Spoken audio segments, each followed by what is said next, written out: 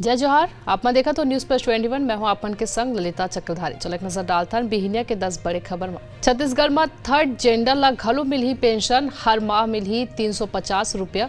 3000 ले ज्यादा के पहचान समाज कल्याण विभाग हा मंगाइस आवेदन।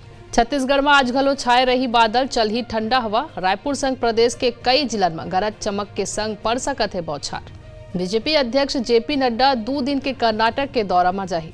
पूर्वी सिक्किम में फंसीस 1000 ले ज्यादा टूरिस्ट, सेरा करीस रेस्क्यू।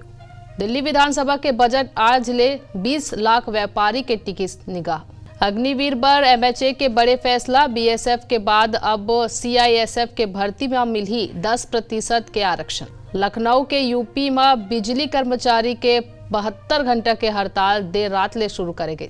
उत्तर प्रदेश के संभाल में कोल्ड स्टोरेज के छत गिरे अब तक 8 लोगन के हुई मौत, रेस्क्यू जारी।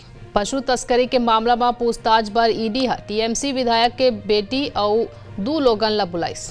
ऑस्ट्रेलिया भारत के बीच 3 मैच के वनडे सीरीज के आज हो ही शुरुआत। ऐसा ही तमाम जानकारी ने लगातार अपडेट रहे। देखा तो न्यूज प्लस 21 आप मन के हक के बात।